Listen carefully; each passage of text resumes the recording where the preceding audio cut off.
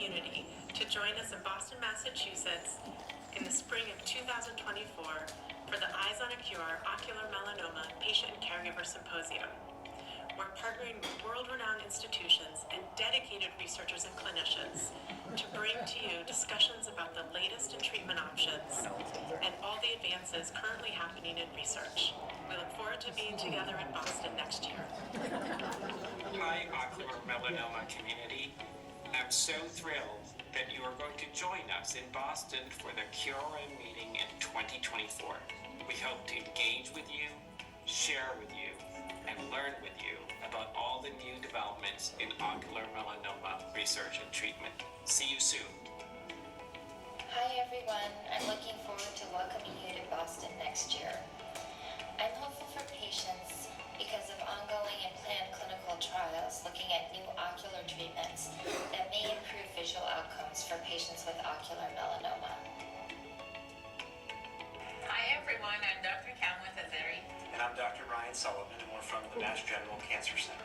And we'd like to welcome you to Boston in 2024. For the Cure OM Eyes on a Cure Symposium.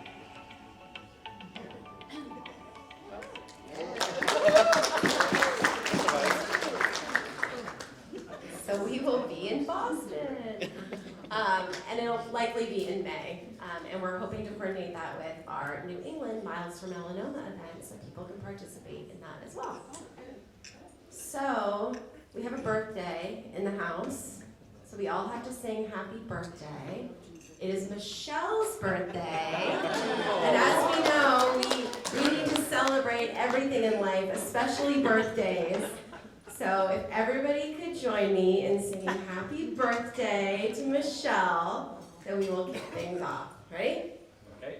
Happy birthday to you. Happy birthday to you. Happy birthday, dear Michelle. Happy birthday to you.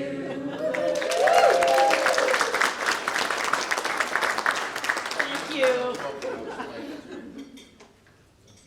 All right. We are going to kick things off this morning, and we have labeled this session Science Sunday.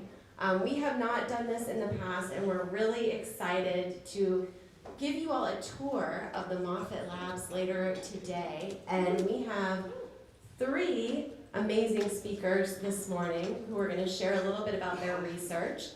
All of them have been involved with the Keiran Global Science Program, and we host a meeting every year, which you all have heard about in conjunction with the Society for Melanoma Research. So I am going to kick things off and introduce the speakers, and we'll go from there. So our first speaker, Dr. Keiran Smalley, is currently Professor and Donald A. Adam Chair of Melanoma Research at the Moffitt Cancer Center. He's also the Director of the Melanoma and Skin Cancer Center of Excellence, and he has served as a standing member of the NCI MCT1 study section and has chaired multiple Department of Defense study sections as well. He currently sits on the MRS Scientific Advisory Council and serves as our grant SRO. And Keiran, this is quite embarrassing, but when we say SRO, what does that stand for? Scientific Research Officer. Scientific Research Officer. I think.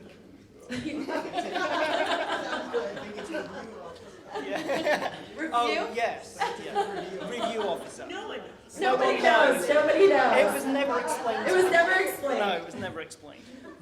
I agreed anyway. That's how flexible Keiran is.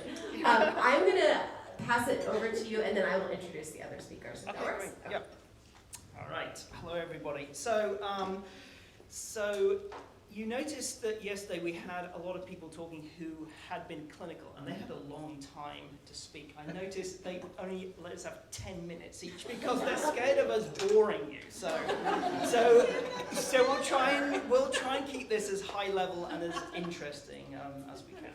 All right. So I want to tell you a little about how the scientific research is organized in our group. So I actually head an outfit called the Melanoma and Skin Cancers Center of Excellence, and I think this is one of the unique things we have here at Moffitt. So It's essentially a group which is comprised of scientists and clinicians, and our goal is to really focus on key areas of clinical need. We carry out experiments in our labs, we exchange ideas with all the people in the clinic, and then come up with new ideas of things that we can try in humans. And so our group, it involves people who are surgeons, we have oncologists, we have radiation people, and then we also have all the folks who have a lab. So we have people who are interested in immunology, and mice, and signaling, and all of these other things. And really, in our group, we actually have 4 areas that we are particularly interested in. First thing is CNS mets, acral, pediatric, and uveal melanomas, because we feel these are areas of key need for the field. And the kind of things that happen is we have lots of meetings. So we sit around, we share ideas, and really have plans of important things that we should be focusing on. And here is actually a meeting that we had internally last year. And I think we've been fairly successful too. So here is one example of an idea that came out of a lab at Moffitt and was moved all the way through into a trial. And you can probably appreciate that all these things are fairly slow. So we carried the original experiments out in a lab in 2012. It was essentially a series of experiments to show that we could improve therapeutic responses to a certain inhibitor. Okay, so we carried out the experiments here. We came up with a series of assays which would allow us to actually figure out if we were seeing the kind of responses we expected in the clinic. And then, as you can see over here, we actually opened a trial, and we had a trial in patients, and it worked. And so that's kind of like an idea of the whole flow of everything we have happening. So I thought it might be helpful if I kind of talk a little about what some of the important scientific issues are as far as uveal melanoma is concerned. So you've probably seen a slide quite similar to this. It's showing all this kind of like the genetic changes and the signaling and everything. And I think we kind of understand this aspect of it fairly well. So you've already heard about this, so I shan't talk about this anymore. But what is not well known, hang on, I'm not moving forward. So. Any idea how I move this forward? Right arrow. Yeah.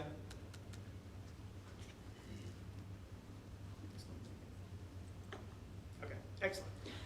So some of the things that you've kind of already heard about, but we're particularly interested in answering is, why is uveal melanoma metastasizing specifically to the liver?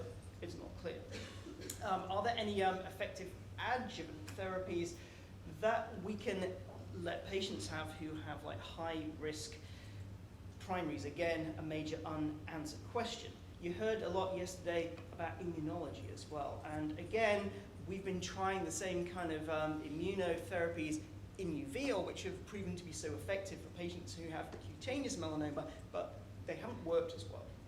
And so I think it's really important to understand more about the immune environment and try and come up with effective immunotherapy strategies for uveal melanoma. And finally, what would be the most appropriate therapeutic strategy for targeting in patients with advanced uveal melanoma? Now, I'll show you a few slides of some of the projects we have happening at the moment. So in order to answer what in particular makes these uveal melanoma cells metastasize to the liver, we've been carrying out a series of experiments where we're attempting to understand how these uveal cells are interacting with the host kind of cells. And so here we have carried out a very fancy experiment. It's called a single cell RNA-seq experiment. You can essentially take a piece of tumor, you can split it up into its single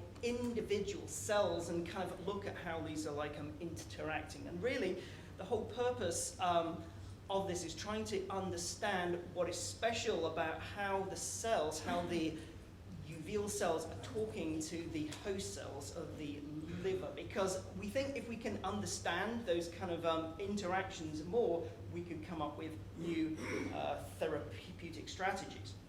The other things that we have been trying, which is kind of a little easier, is to actually try and screen some of the uveal melanoma cell lines we have against a panel of inhibitors. And so everything here is either an FDA-approved drug or it's heading into the clinic fairly soon. In this list here, we have about 300 things.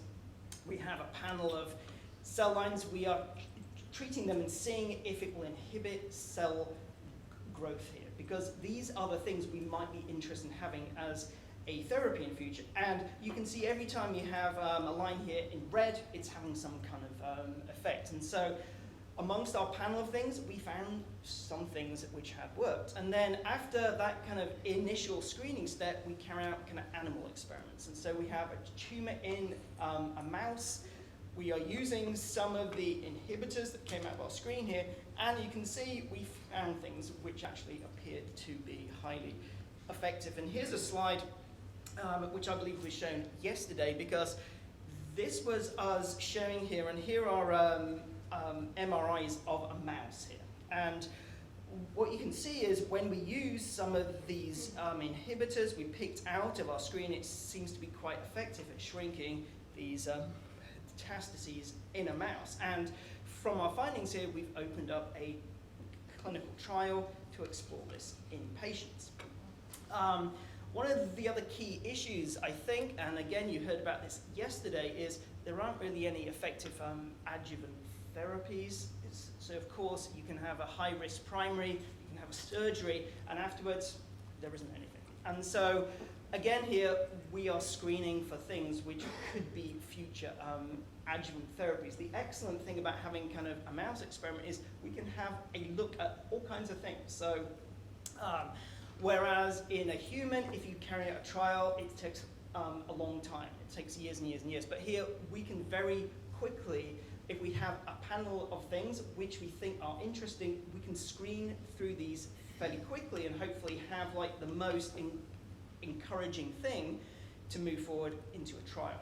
And then finally, we're very interested to understand more about the immune system, because in patients who have cutaneous, immunotherapy has been amazing. I mean, it really has been incredibly effective, at least for a certain subset of patients. We'd like to recreate that success for patients who have uveal as well, but in order to do that, we need to understand what is special about the immune system. And again, at the moment, this is very poorly explored, and so we are actively looking into this. The nice thing about this space is we have a smallish group.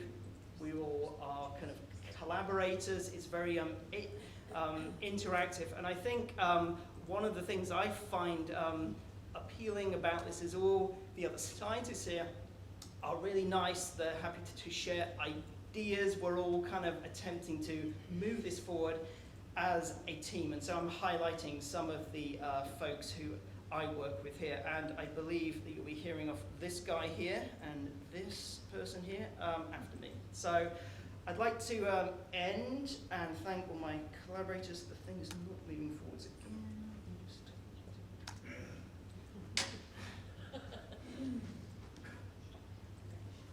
Okay, thanks. No, so I would like to actually thank everybody who has helped us on this.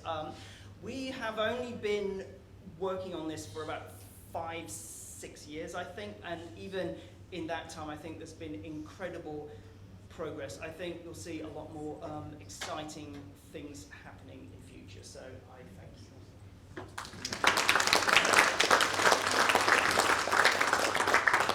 you. And we will hold all the questions until the end. Our next speaker actually recorded a video which sends chills down our spine. So I will introduce her. Dr. Alison Skalet is the Chief of the Division of Ocular Oncology at the KCI Institute, Oregon Health and Science University, OHSU, which you're probably familiar with, where she's an associate professor in the departments of ophthalmology, radiation medicine, and dermatology. She's a member of the Knight Cancer Institute's Translational Oncology Program and is director of the Ocular Melanoma Program. She was awarded a Career Development Award from the MRF for her project entitled A Novel Peripheral Blood Biomarker for Early Diagnosis of Uveal Melanoma. So here we go.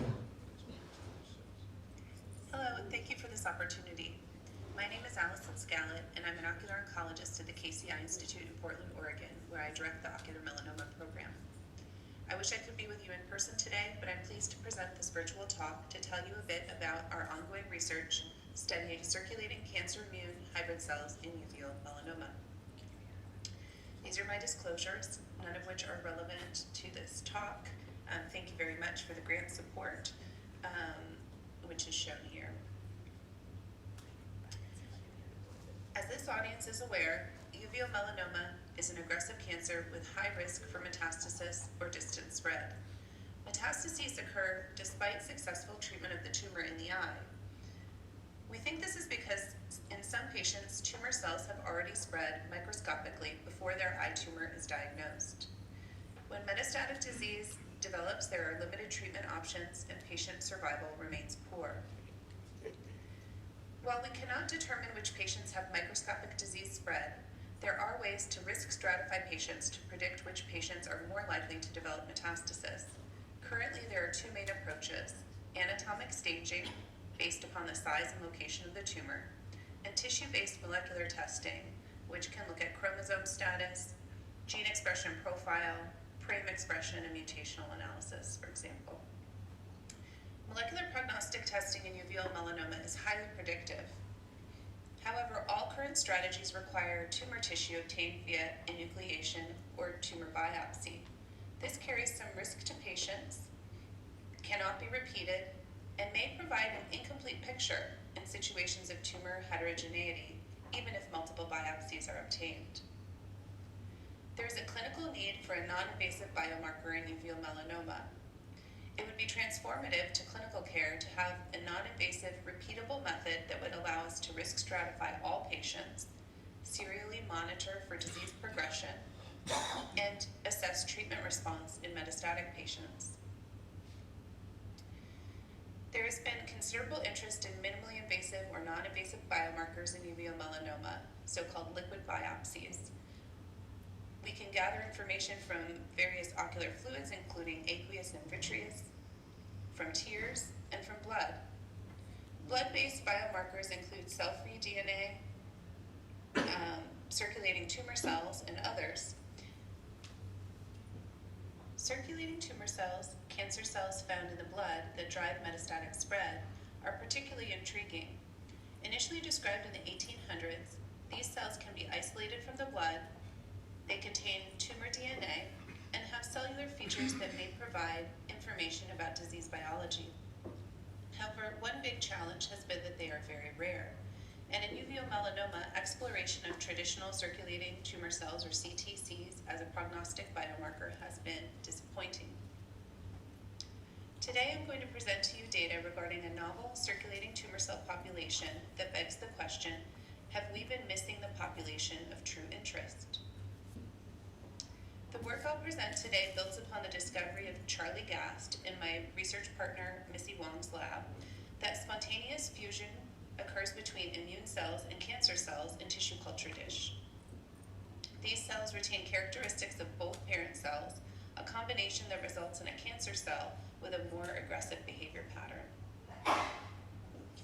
The lab initially looked at cancer immune cell fusion hybrids in vitro using cell lines. This is live imaging showing a cancer cell labeled in red and a macrophage immune cell labeled in green that undergo spontaneous fusion.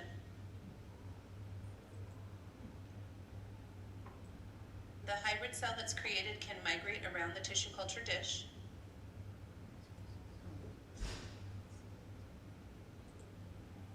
And eventually undergoes cell division or mitosis, creating two identical green and red labeled cells. These are hybrid cells. In humans, hybrid cells have been detected in patients with many cancer types. We've looked at over 14 cancer types in the lab and have found that hybrids are present in both primary and metastatic tumors. They're also present in circulation, where we call them circulating hybrid cells, or CHCs. CHCs outnumber CTCs in all of the cancer types that we have evaluated, including in uveal melanoma. This is an example of how we identify the CHCs from the peripheral blood. We label the cells with an immune marker called CD45, as well as a uveal melanoma marker, in this case GP100. And CHCs express both of these markers, whereas traditional CTCs express only the uveal melanoma marker. To investigate CHCs in uveal melanoma, we collected blood from patients at the time of the primary treatment of their ciliary body or choroidal melanomas with radiation or enucleation. We used the immune marker, CD45, and uveal melanoma markers to identify circulating hybrid cells and measured their levels in the blood. We also monitored the patients for development of metastasis and for survival. Using a method in which this multi-protein antibody cocktail detected CHCs, we found that CHCs greatly outnumbered traditional CTCs in patients with stage 1 through 3 disease. And while it was not statistically significant, a trend was seen for higher CHC levels in higher stage disease. Furthermore, we found that CHC levels detected using this multi-protein approach predicted metastatic progression and survival outcomes. Here you can see that patients with the dashed line here who had more than 8 CHCs per 50,000 cell nuclei had a poorer progression-free survival and poorer overall survival as compared to patients with fewer CHCs. The presence of one or more circulating tumor cells, CTCs, was not found to predict metastasis or survival in our cohort. Interestingly, we found that there was considerable variability in expression of uveal melanoma markers among CHCs. That is, CHCs don't all look the same. They express the immune marker CD45 in any of multiple different cell surface markers for uveal melanoma cells. Some cells express many markers, other cells only one. And even within CHCs obtained from the same patient at the same time, we saw a lot of variability. And here's an example shown in this slide. All of these cells express CD45 and one or more uveal melanoma markers, but this is clearly not a uniform population of cells. We went back to primary tumor tissue. This is tumors from enucleated eyes, and again saw differential expression of uveal melanoma markers. There were differences between low risk and high risk uveal melanoma tumors as defined by class 1 and class 2 gene expression profile. To summarize, circulating hybrid cells appear to predict outcomes in cancer patients, including uveal melanoma patients. They are a heterogeneous population of cells that are a novel and promising biomarker in uveal melanoma. Beyond this, we hope to study these cells to learn about uveal melanoma metastasis and to identify and test new treatments. I look forward to sharing more of this work with you in the future. I'd like to thank our research team, and in particular, my partner, Dr. Missy Wong, and the folks shown here who did most of the work. In addition, I'd like to thank my patients who inspire and facilitate this work through their eager participation. Working together, I truly believe that we can change the future for uveal melanoma patients. Thank you.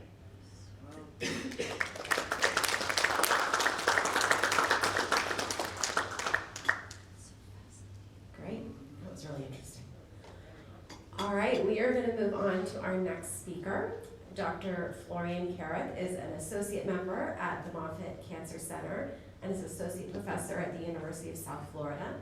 His lab delineates the molecular changes promoting melanoma progression and metastasis in the hope of identifying melanoma's Achilles heel. Dr. Karreth is also an expert in generating genetically engineered mice to model and study human melanoma subtypes, which include uveal melanoma. He also received a Career Development Award from the MRF for his project entitled Using the ESC GEM Approach to Study Mucosal Melanoma in Vivo. So please join me in welcoming him.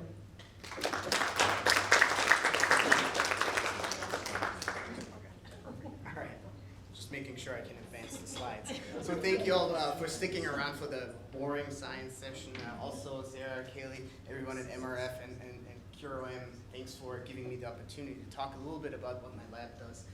This is going to be a really high-level overview. We are generally interested in melanoma, and we like to use genetically engineered mice to study melanoma in vivo, as we call it. I think over the years, my lab has become quite good at doing so. First making these genetically engineered mice, but also characterizing them. And so I'm going to tell you a little bit about what we do in uveal melanoma. But first, why do we actually need genetically engineered mice to study human cancer? Well, there's a few advantages to using a mouse system. First of all, humans and mice are actually very, very similar. They're very small, they're very furry, unlike us, but they actually share 98% of our genes. Right? So they're very, very genetically very, very similar. And what's very important is that when we take a mutation that is associated with human cancer and we put it in a mouse, the mouse will actually develop the same cancer. It will look exactly like humans, or at least it's supposed to. That's our goal. But we know that if we take a pancreatic cancer mutation, we put it in a mouse, the mouse will get pancreatic cancer. If it's a liver cancer mutation, the mouse will get liver cancer. But it's also a very practical model system. Of course, that's an important consideration, right? So mice are relatively easy to handle. They reproduce very quickly and have a lot of offspring, so we get the number of study subjects that we need. But they're also relatively cheap, which is, of course, also important. And finally, you know, maybe you've heard about these tissue culture systems. You probably just saw this in the talk. These are, of course, also cells that grow in a dish. Why don't we study cancer in a dish? Well, the reason is that while these tissue culture systems are really valuable, there's a lot of questions we can address in these systems. Tumors in both a mouse and a patient actually behave quite differently from cells in a dish, right? In a dish, we feed the cells with a lot of nutrients, we give them the right amount of oxygen, the right amount of CO2, what have you, and the tumor cells will thrive and do very well. But how do we study metastasis? How do we study how cells interact with their environment? All these kind of things we need to study in a mouse system. And so I think what's important to know is that, you know, of course, our work is very much influenced by what happens in patients, right? So the first step is always that we identify mutations in human patients and then try to recapitulate the genetics of the human disease in a mouse, meaning that we take the appropriate mutations that we think cause cancer in a patient and engineer a mouse to have the same mutations. Now, once we do this successfully, we can use the system to then understand the molecular mechanism. We can really take a deep dive and understand, in this case, uveal melanoma. How does it develop? How does it, again, interact with the immune system? How does it grow? How does it thrive? How does it metastasize? How does it respond to treatments? We can use the system, of course, to test new treatment strategies. And once this works in a mouse, we can, of course, go back and try this in a clinical trial in a patient. And so you can see the information flow goes full circle, but it doesn't stop there. It actually, once we treat a patient with an experimental drug in a clinical trial, well, there's something that can be learned from that too, and we can take that information and go back into the mouse and try and make both the model system better, but then also try and improve the treatment strategies, again, first in the mouse before we test it in the patient. And so in order to make uveal melanoma genetically engineered mouse models, we, of course, first have to recapitulate the genetics of uveal melanoma in a mouse. And so you've heard probably over the last day and a half a lot about these different mutations, and you probably know this already, that occur quite frequently in uveal melanoma. Dr. Harber yesterday gave a very nice introduction to the different mutations and also the history of uveal melanoma. And so the only point here that I want to make is actually that these mutations don't all occur at the same time, right? There's a sequence to these mutations. And so I borrowed this scheme actually from our colleagues in the pancreas cancer world, but this is really true for any cancer. So we start out on the very left with something that's normal, and then one cell will likely pick up a mutation that changes the cell a little bit. It doesn't turn it into an aggressive cancer. And then over time, these cells will pick up additional mutations. And as they pick up more and more mutations, as you can see, we go from the left to the right, these cells become, well, they look more and more aggressive, eventually grow into a tumor, eventually metastasize, and of course cause all the problems that we all know about. And so Keiran Smalley also just alluded to this, that the GNAQ mutation, or GNA11 mutation, this is what we consider the initiating mutation. So that's the first mutation that happens. And if you paid close attention actually yesterday to Dr. Williams' talk, he mentioned this too, and he talked a lot about these choroidal nevi, these moles that people have in their eyes. They all have a GNAQ mutation. But only about 1 in 8,000 of these moles will progress to uveal melanoma. So it's not enough to just have the GNAQ mutation. There need to be additional mutations, and you can see the sequence of mutations here. And so in order to now make an uveal melanoma genetically engineered mouse model, we have to start on the left, right? We have to engineer these mice to first have a GNAQ mutation. And then we can layer in additional mutations to make the cancer that the mouse develops more and more aggressive. And the goal, of course, is to have something that very closely resembles the human disease.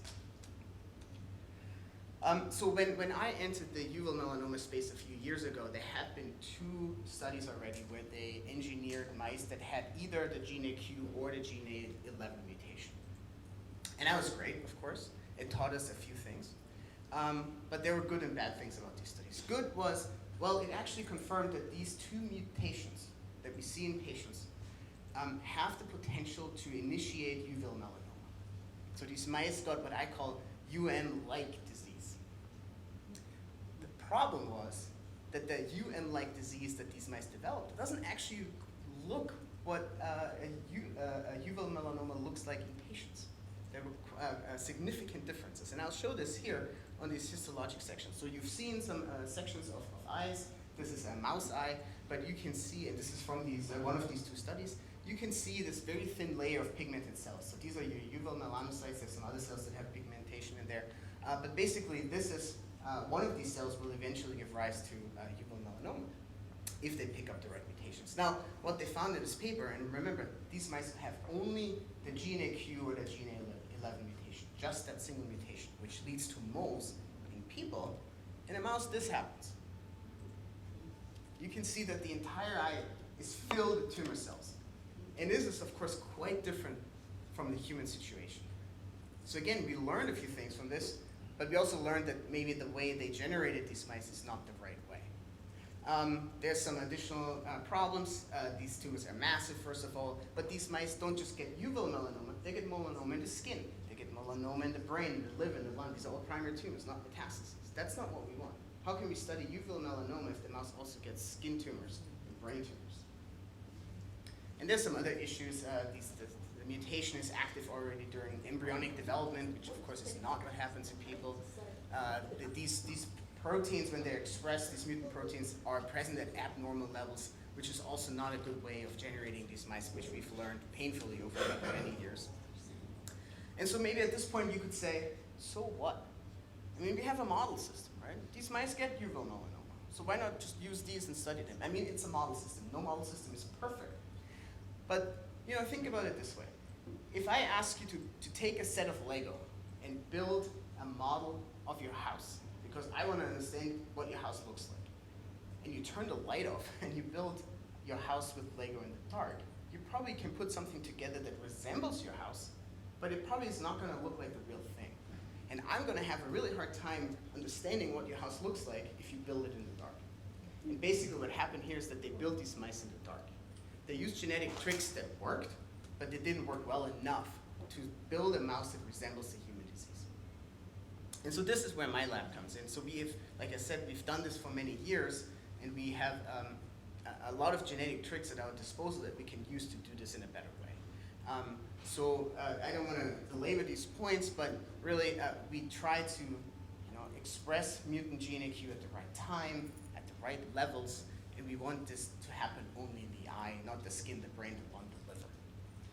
And so this restricting it to the eye is an important point. We actually use a virus that has a genetic switch incorporated in it that can turn the gene AQ mutation on, and we inject this virus right into the eye, so we can restrict it just to the eye. These mice have never developed any tumors anywhere else. What we can also do is we can then add additional genetic elements to these viruses. For example, we can add a marker that makes cells that have been infected with the virus glow. And so this, on the one hand, allows us to make sure that our system works, that the cells have been infected, but eventually will also allow us to trace metastases to the liver. And so this is an example of one of our mice here. And you can see that the arrow is pointing at it. This is the eye. And so this is the eye that's glowing. It's been infected with this virus, but nothing else glows. So we can really restrict the expression of the gene AQ mutant protein to the eye. Now let me show you what this looks like then in our mice. So again, on top you have a normal control mouse, and bottom we have a gene AQ mutant mouse. And the arrow again is pointing at this area that is really just a thickening of that layer of pigmented cells. Now this is not a tumor. This is a mole. This is what it looks like in people, right? So we are much closer to the human situation than they were with these other studies, with these other mouse models that they had generated. And that's what we want. It's slower. It will take more time to study these mice, but it's much closer to the human situation. Now, if you wait a little longer, we get more expansive moles, but this still is not a tumor. And again, that's what we expect, because we have not studied 8,000 mice. 1 in 8,000 people will develop a uveal melanoma out of a mole. We have not studied 8,000 mice, and we have not seen any massive tumors. But again, this is just the first mutation. Of course, we want to build mouse model systems where we have primary tumors, and mouse systems that also develop then uveal melanoma that metastasizes to the liver. And so we need additional mutations that we build into these model systems. And so again, Dr. Harbour yesterday showed a version of this. There's these different subtypes and classes of uveal melanoma, and the more aggressive classes are associated with certain mutations. For example, these BAP1 mutations, amplifications of chromosome arms. Now, we've started at the beginning on the left. We've built a gene AQ mutation. Now what we're doing is we are mutating BAP1. We are overexpressing an oncogene called MYC that we think might be the driver that sits on chromosome 8q, and we are layering this into our gene AQ mouse model. So now we have these double and triple mutant mice that we are just beginning to study, and we hope that these will develop both real bona fide tumors in the eye and also disease that metastasizes to the liver. And so just real brief to summarize, we've refined these gene AQ models. We think they work a lot better, and we now we're still in the early days, but we are at a point where we can build upon the system that we have to study uveal melanoma progression, the interaction with the environment, the immune system, metastasis, how these mice respond to treatments. We can use genetic tricks, again, or pharmacological drugs to test certain treatments in these mice once we have mice that develop the disease. And so with that, I just want to point out my postdoc, Sean Anjou, who's actually leading our uveal melanoma efforts. If you come and visit our labs today, I think he's probably going to be working today. He never stops. So you might have a chance to meet him as well. And with that, I want to thank you, and I guess then there's time for questions later. So, yeah.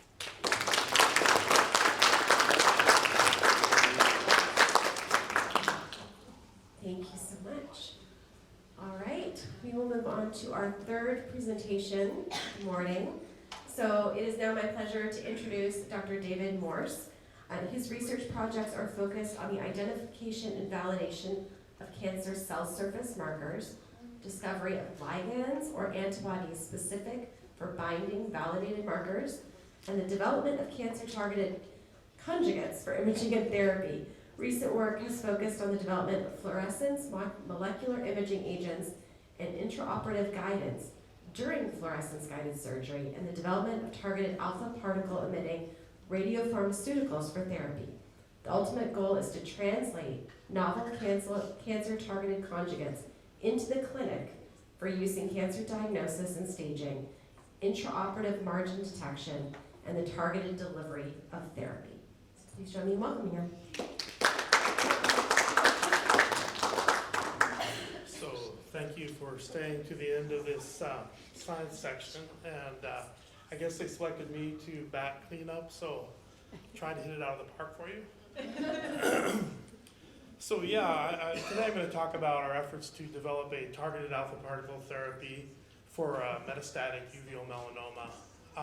And we started this a little over a decade ago in my laboratory, and now it's just entered into first-in-human phase 1 clinical trials last summer, and so there's an open clinical trial for this therapy. So I thought I'd just quickly go over the steps that we, in our group, we use to move something from bench to the clinic. So first, we work with a physician to determine a clinical question. Then we discover a cell surface target, which is a protein that's expressed on the surface of that specific type of cancer cell. Then we discover a targeting ligand, which is something that will adhere to or stick to really tightly to this specific target, and very specifically to that target. Then we select the type of therapy we'd like to attach to that ligand, and then develop the attachment chemistry, and then move on to in vitro testing in cell lines, and then preclinical in vivo testing in animals. And then after that, we do some studies that the FDA will require for us to move it into regulatory approval, get regulatory approval, and then move it into clinical trial. So the clinical question that we developed for this agent was that systemically administered targeted therapies can deliver therapy throughout the entire body, and specifically to the metastases to reduce systemic toxicity. So it doesn't just go everywhere and cause toxicity, it goes specifically to the tumor and then, or metastasis, and then delivers the therapy there. So, and then also that new targeted therapies are of great need in metastatic uveal melanoma. So, why the cell surface? As you can see in this, I guess in this diagram or illustration of a cancer cell, you see all these bumps and ridges around on the surface. Each of those are different proteins that are expressed on the surface. And so if we can identify one that's specific to uveal, for example, we can make a therapy that will stick specifically to that target and deliver it to those cells. And you know, this is an illustration, it's a representation, but really, in real life, this is a dynamic environment. The surface, the membrane surface of a cell is more fluid, and so these proteins are kind of moving around. They're not just sitting there like the Rocky Mountains and staying in one place. So I guess it was around 2010 or 2011, I realized that the melanocortin-1 receptor would be a very good target for cutaneous melanoma. And then I found this paper where it showed that melanocortin-1 receptor, MC1R, is highly expressed on the surface of about 95% of uveal melanoma metastases. So it would be a very good target for uveal melanoma. And it also has low expression in normal tissues.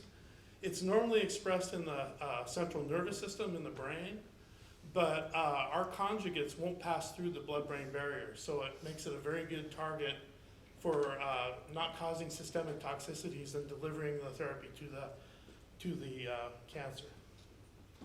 So why the cell surface? So targeted therapies have, like I said, a binding ligand that will attach to that target on the surface, and it's connected to a therapy. And those conjugates can't just pass through the membrane of the cell, so they have to find something on the surface to stick to. And if you can see on the left, this is what the therapy looks like. There's a ligand that will attach to the surface target. then there's a linker and it's attached to the therapy. And then if you look in the next panel, there's a cell and it shows that these little target proteins are sticking out from the surface of the cell. It's a cartoon, obviously. And then the third one, it shows how that targeted drug can stick to that target and deliver the therapy. So how does it get inside the cell? So as Dr. Smalley showed a little earlier, melanocortin ligands are melanocortin 1 receptor agonists. And if you looked at that little red ball up on the left, that's the agonist. It's a native agonist for the melanocortin 1 receptor. And it sticks to the receptor. And then it causes that signaling that Dr. Smalley was talking about. And it goes through a series of signaling steps, which then results in the internalization of the receptor and the agonist that's stuck to it. So if we can make a drug that mimics that agonist, it will be taken inside the cell. Okay, so I realized, I guess back in 2010, 2011, that the melanocortin 1 receptor would be a really good target, but we needed a binding ligand that was specific for it. The known agonists would bind not only to MC1R, but other family members, MC3R, 4R, 5R. And some of those are expressed in really important tissues, like the heart and the kidneys. So we really didn't want something that would just bind to any of them. It had to be MC1R specifically. So if you look on the lower left, I worked with a chemist who used what was known about the structure of those binding ligands, and he made a bunch of different libraries of compounds. And we finally found compound 4, and you can see the chemical structure there. That was very specific. If you look in the right panel, I'm not going to go through it in detail, but that one, if you look at kind of towards the bottom, when we conjugated it to something, it bound very specifically to MC1R, but didn't bind at all to the other important family members. So then we decided the therapy, and we decided that targeted alpha particle radiotherapy would be a very good way to go, because it has a very short range. If you can see in the upper left, that's a representation of a alpha particle emitting radionuclide. And then you can see that little helium nucleus-sized alpha particle that is emitted. It's quite large, so it only travels a couple hundred microns through tissue, which is only 10 or so cell diameters. And so it stays within the tumor. It doesn't continue on out like other targeted therapies that emit beta particles, which are more like electrons, and they'll go millimeters into surrounding normal tissue and potentially cause damage there. So alpha particles are very good. There has been recently actinium-225 targeted therapy. If you look in the upper panel on the right, that was developed for prostate bone metastases. And here's a patient that had a high burden of metastases. And after 4 rounds, he had nearly complete and durable response. And so we selected the alpha particle therapy, and we developed at the bottom, you can see our peptides at the very bottom, the targeting ligand, and then there's the linker up to a radiometal chelator, and then we developed the chemistry to put that actinium-225 into the chelator and attach it to our targeting ligand. So, and then I said on our list that next we would go to in vitro testing and then in vivo testing. The in vitro testing, if you look in the upper left, you can see that's a human uveal melanoma cell line, and you can see the green stain is for the melanocortin 1 receptor, and you see that it's located around the surface of those cells. We then put it into that human cell line into an immunocompromised mouse model and grew tumors, and that's the next panel is a section of a tumor, and the brown stain is the melanocortin 1 receptor ligand. So we could see in our model that it had expression. We then did a number of different in vitro assays, including the binding assay, which is done in whole cells. And then we moved on to in vivo, which is required by the FDA. In order to get approval to test in humans, you have to test in animals. And we did toxicity studies. It had very low toxicity. All of the animals in our study, even at the highest doses, gained weight all the way through the study. We looked at the tissue distribution. It was limited to the clearance organs and the tumors. And then we had to do radiation dosimetry studies, so we know the dose that we're delivering to the specific tissues. That's also required by the FDA. And we also did efficacy studies, and some of the animals were completely cured with one dose, not 4 cycles like you saw in the patient. So all of our studies were done with a single dose, and so then we did everything that was needed for regulatory approval, and we got approval. It was licensed by a company, Modulation Therapeutics, in 2017. We got the investigational new drug status from the FDA in 2021, and we started a first-in-human clinical trial in August 2022. And this first-in-human trial is really to look at the toxicity. We're also looking at efficacy, but it's a single dose. It's not 4 rounds of treatment. And we've already seen 3 patients, and we're accruing more patients for this. This is led by Dr. Nikhil Pushalani, who you might have met earlier in the conference. Yesterday, yeah. And then just to show that this was a very multidisciplinary, large group with a lot of different backgrounds. The data that I kind of discussed in this presentation involved all of these different groups. There was a lot of different funding. It kind of started out with some pre-sports funding that Dr. Sondak gave me way back at the beginning, and very much appreciate that. Then we got some funding from the Melanoma Research Alliance and from the NCI to get us to where we are. We just recently, looks like we're being funded for a Department of Defense grant that will likely take us into phase 2 trials.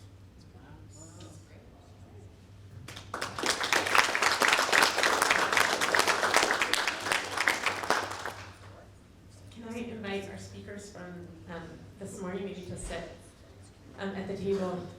Thank you so much for these amazing talks, and I think I keep saying I'm struck by all the intersections of, we heard from the advocacy talk yesterday about the importance for advocating for Department of Defense funding that is funding researchers like Dr. Morse, helping us have advances at the bench that then take us into the clinic. So really amazing. Let's take some questions for our speakers. Do you folks have, can you bring it? I got it. Yep.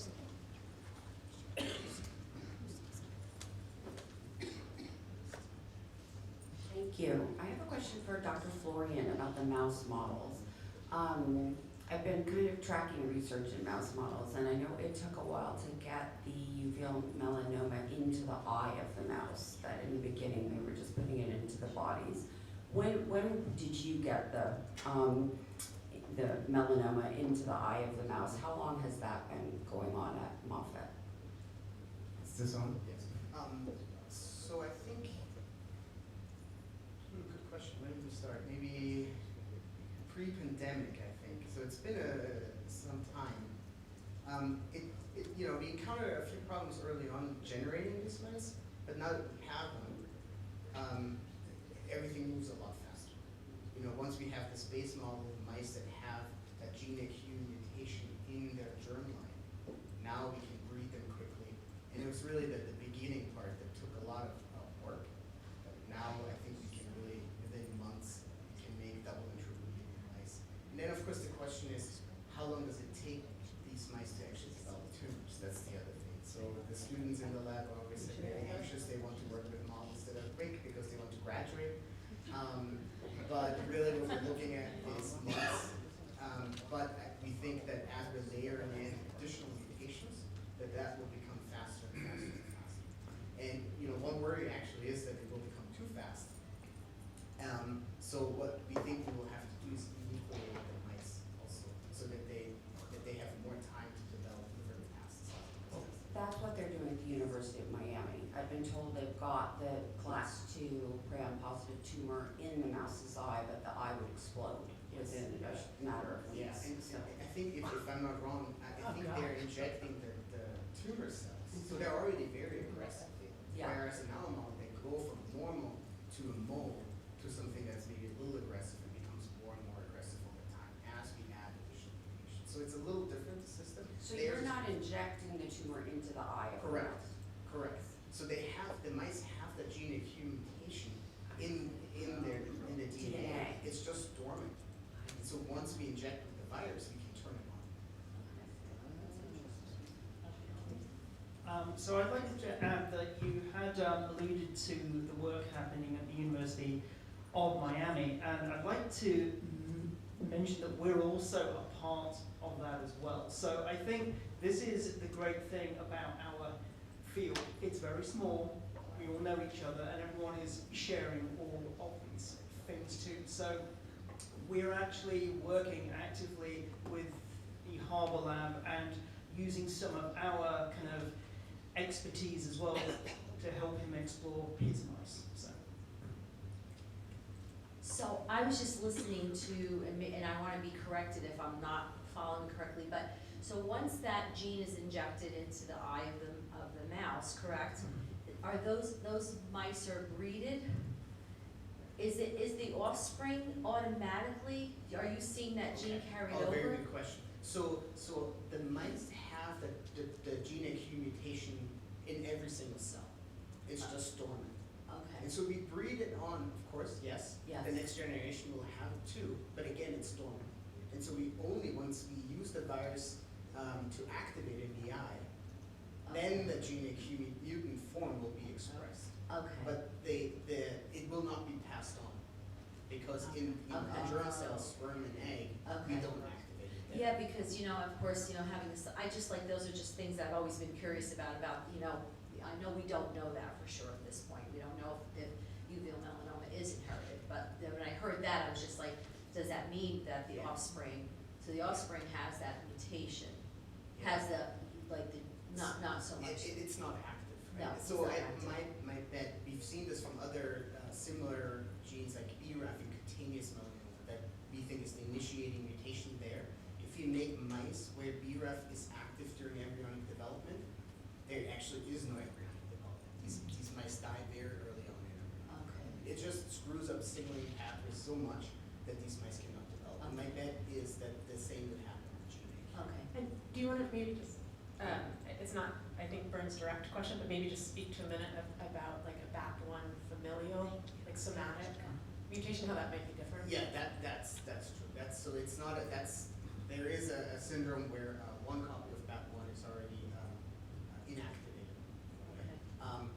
But that again alone is not enough to do anything. Okay. It still needs that gene Q mutation to initiate it. Okay. And then in order to become really aggressive cancer, it likely needs to inactivate the second copy of the BAP1 gene also. Okay. And it's a very small percentage of uveal melanomas that have the familial. Okay. Thank you so much. Thank you. Was there another hand over here? Hi, good morning. Thank you for being here. So I'm looking at this one slide, and it has the GNAQ mutation and then BAP1 loss, which I have both of those. But then it says the gain of chromosome 8q. Is that when it metastasizes? Is that something that we can look at or be tested for?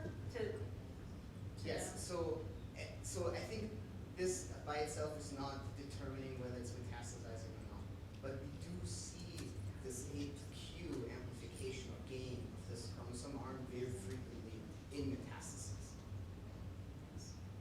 So yeah. But would that be an indicator that you're likely to metastasize? A good question.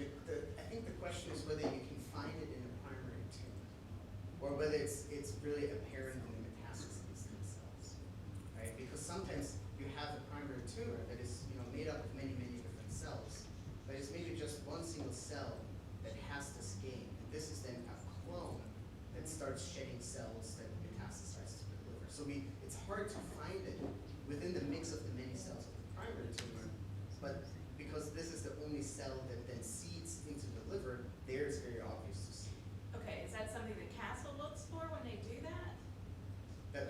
it's similar to the, so when patients get the biopsy of their eye tumor and then they get the prognostic results.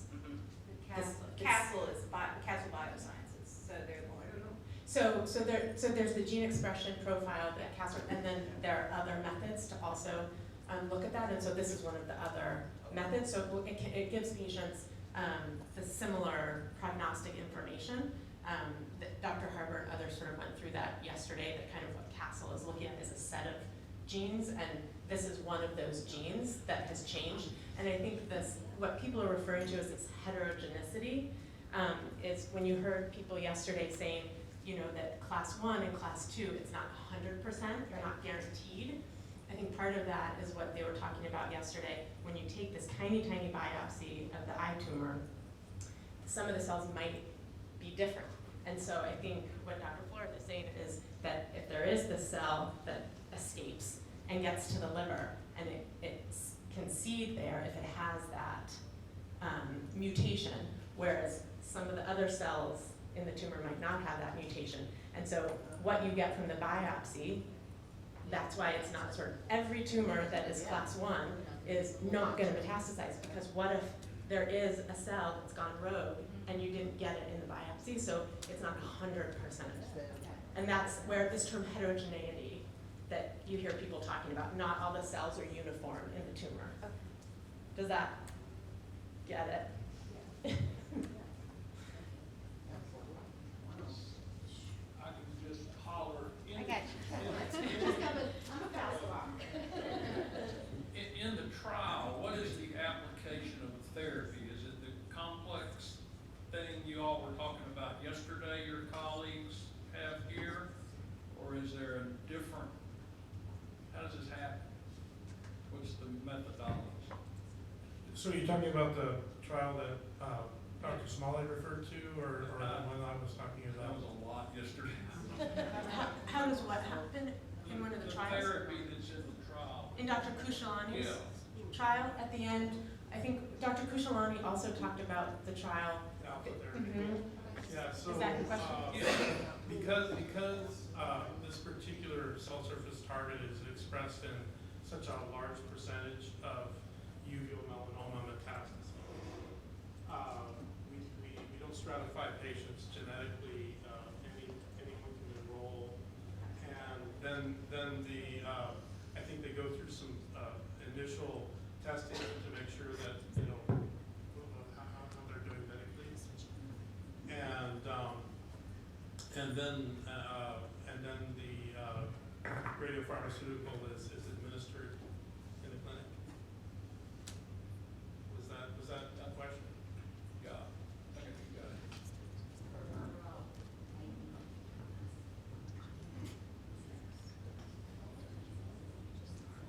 Okay, so just in layman's terms, please, because I don't have all your education. So I could have all these different cells in my eye and nowhere else in my body is what you're telling me, right? For the cancer, right? The BAP1, all these other cells that can mutate, can just be in that tumor and nowhere else in my body. Yes. Got it, Dave. Thank you. Although what we were hearing yesterday is that we don't know the frequency with which cells, and there may be cells coming out that aren't ever going to do you any harm. So when it comes to the liquid biopsy, after you've been treated, suppose it's like, 8, 10 years later, they could still take liquid from the front of your eye to see if there's circulating cells, sorry. Stop them. So I think, since the 3 folks we have up here are not clinicians, so they're not doing the actual biopsies unless it's in mice, is that fair to say about the 3? Okay. I think we don't know, because I think that these are, biopsies that aren't done regularly. I think it's still research, and I think we're learning what we can learn from these different types of biopsies, and possibly coming to a home near you through the Vision Registry, we may be asking you all to do a pilot and actually get blood samples and get samples that we can send directly to the researchers, and we can ask you all to maybe even do it to help advance our understanding of what we can do with liquid biopsies. And we have Dr. Sondak here who can answer that.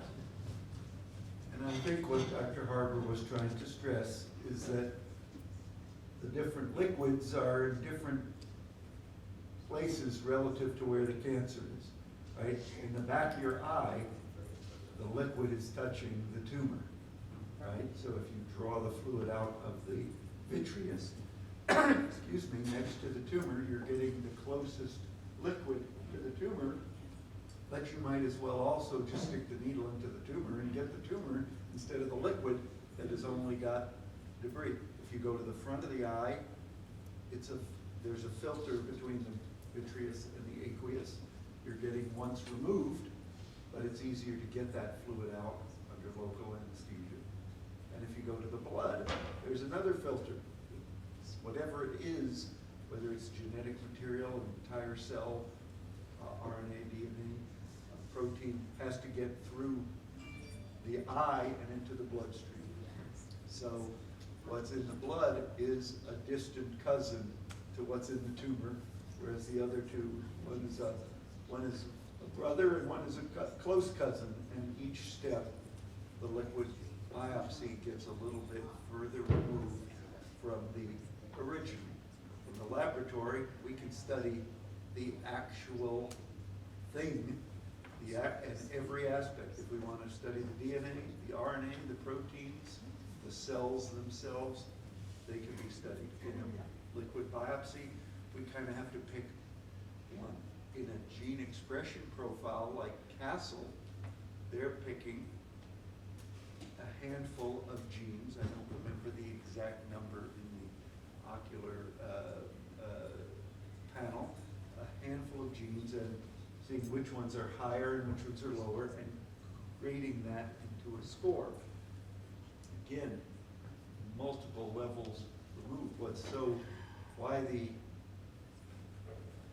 gene expression profile, the Castle test, has been so impactful in the eye melanomas are because unlike regular melanoma, we don't have the whole thing for the pathologist to take out and look at under the microscope 100% of the time. We don't have sentinel lymph nodes for the pathologist to look at. We get just this one chance to kind of figure out, is this something that even every once in a while is just a benign nevus in the eye versus a very aggressive cancer. We're trying to draw inferences about it. And Dr. Harper's work showing the genes that really control the class 1 and class 2, and the genes that are left out of class 1 and class 2 that can add impact, makes it one of the most scientifically well-studied predictors of outcome, but it's still one step removed from the actual truth. And just a reminder for those of you who haven't had the Castle test, you've heard a lot about, and I think that was this question here, there are different ways to get that prognostic information. And so if you've had chromosomal test, which is what we were talking about here, you can still get that information. So I want people to feel comfortable with the care that you're receiving and the conversations you're having with your doctors. And I think also we heard from Dr. Skalet, who was going to join for Q&A, but she's 3 hours behind. So I told her we would pass along any questions to her, but as you can hear that, the circulating cells are still very much being researched to understand how we can use them, whether it's from, whatever liquid, we're learning how we can use them to monitor patients in advance research. So I think the jury's still out on that. Maybe just in closing, could I pose just maybe final thoughts from each of you as to sort of what makes you most hopeful in the field for patients in each of your kind of research areas. What are next steps? What makes you most hopeful? What drives you? Sort of closing thoughts from each of you. So, as I presented, we developed this new targeted alpha particle therapy. But there are a lot of new therapies being developed currently.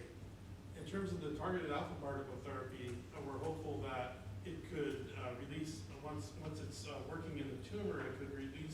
other tumor proteins into circulation and then recruit the immune system to those tumors as well. And we have proposed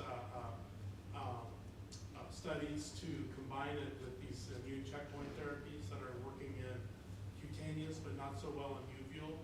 But since the alpha therapy has such low systemic toxicity, it can be easily combined with these other therapies and find combinations that are even more effective.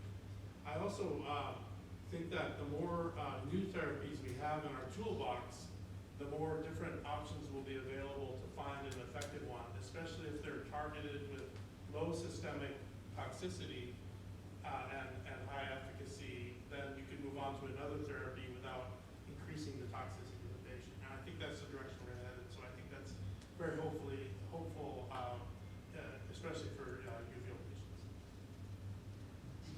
Well, so for me, I think what makes me hopeful is that the uveal melanoma research community, and I suppose also the clinical community, it's relatively small, but it's very collaborative. We all work together. There's many science fields where scientists are in it for the fame. I think benefit to the patient is second, and I don't think that's true in the uveal melanoma field. I think for me as a mouse modeler, I've talked to many people. I only joined the field a few years ago, and it was welcomed with open arms. But a lot of people have approached me to ask for mouse models. They would like to make cell lines from these tumors so that they can inject them back into a mouse. And we will share all these reagents. So I think that's the way to move things forward quickly.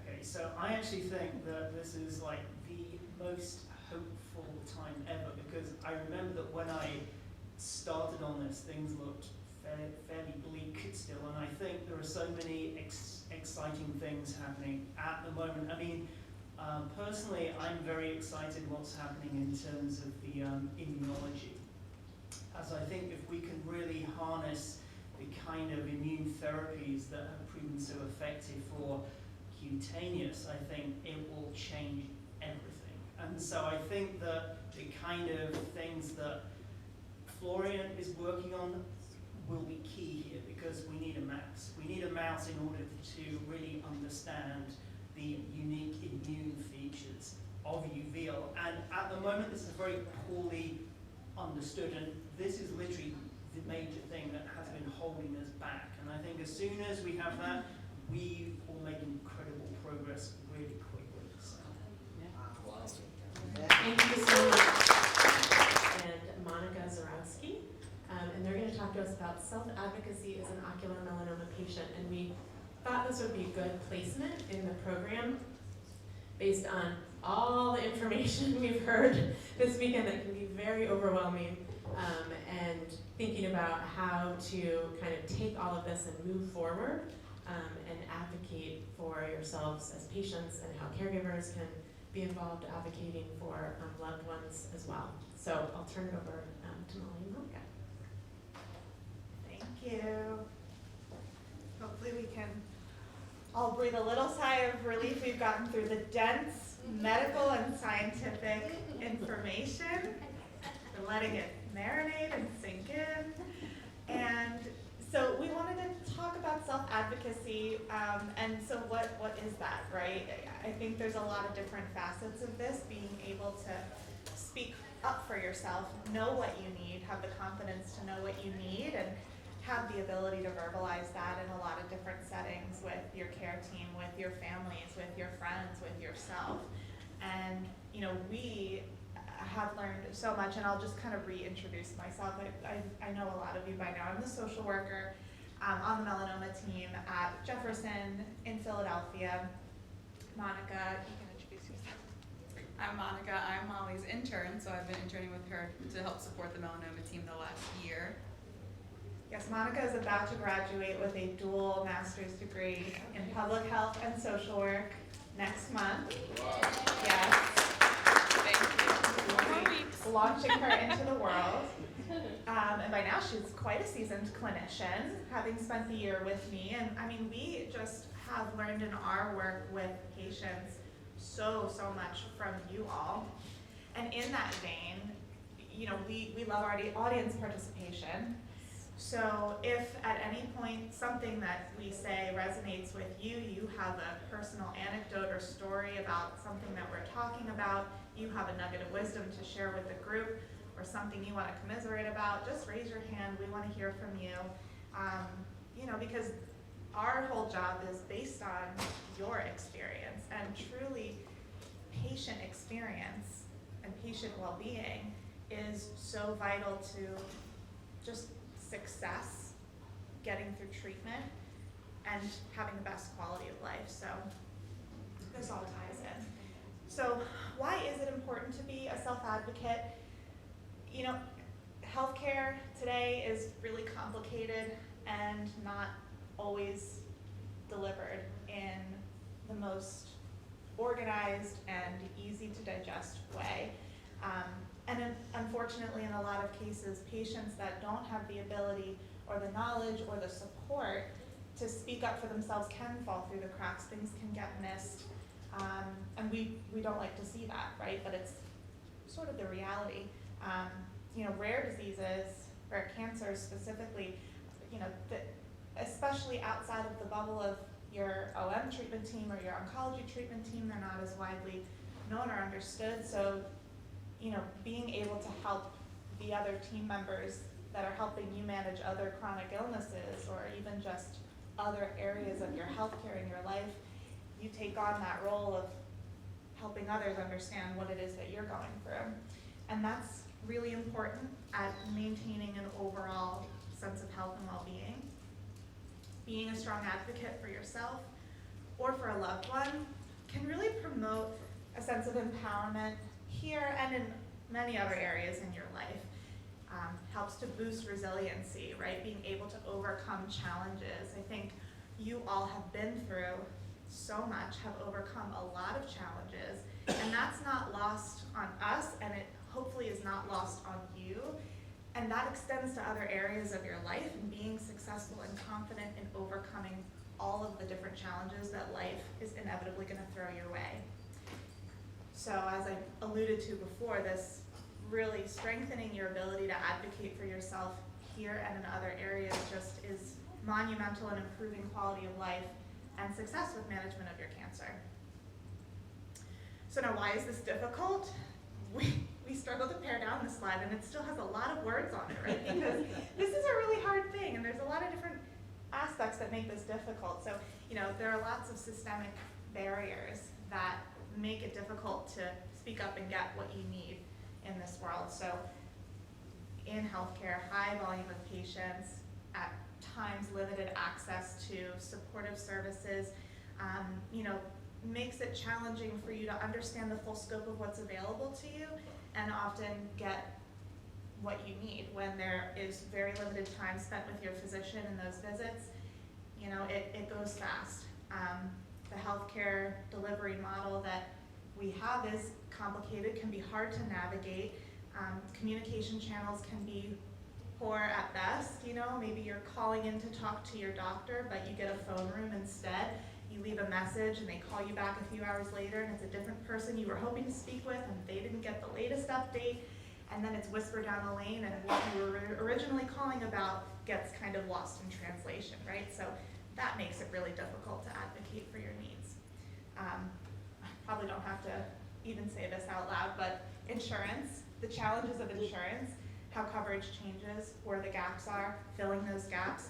When you're seeking care states away, out of network, navigating all of that can make it really, really challenging to get what you need. Emotionally, certainly this presents a lot of challenges.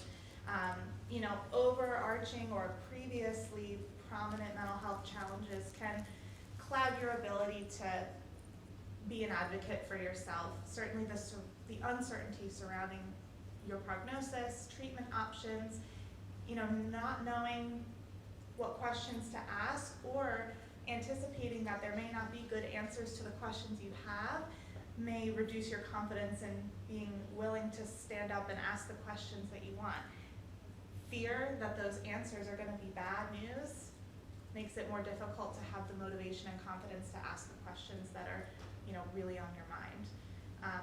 And certainly managing pre-existing or new onset of anxiety and depression in light of all this takes a lot of energy and time and effort and resources, and that can also leave little energy and motivation to advocate well for your medical care in other regards. Certainly things like anger and irritability, which are so normal in frustrating situations that come up with respect to your health care, can interfere with communicating well with your team, with your loved ones. Changes to your self-image as a result of treatment or the progression of your disease, or changes that result from stress and anxiety, can threaten your confidence in being able to make sound decisions about what you need. And certainly there are practical concerns as well. Just because you're facing cancer doesn't mean you're not still a mother, a spouse, someone's child, a professional in your field. So all of those things don't stop. The world doesn't stop turning just because you have cancer.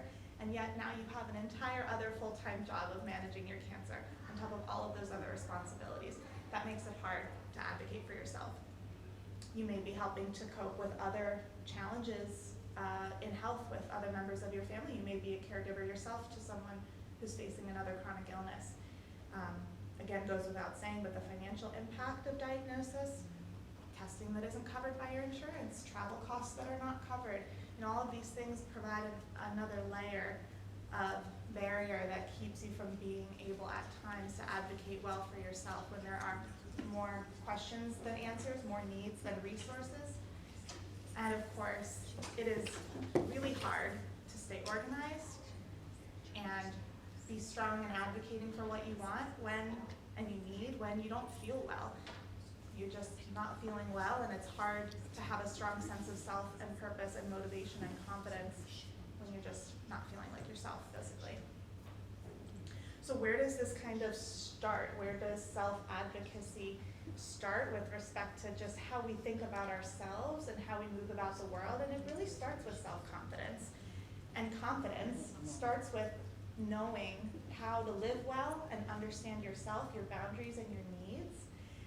As any patient with any kind of chronic illness, specifically cancer, you come to understand your body in a totally different way, having a heightened awareness and understanding of the nuance of different aches, pains, features of different parts of your body that are functioning in a normal way versus ways that do require a little bit more attention. So, developing that understanding and that familiarity with yourself and how your body functions and what it needs, that's a big part of knowing how to live well within the circumstances that you're facing and what is going to work well for you.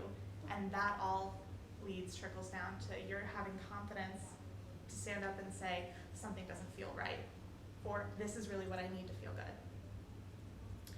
This also relies on trusting yourself and your ability to make decisions that are in line with the things that you want and you need.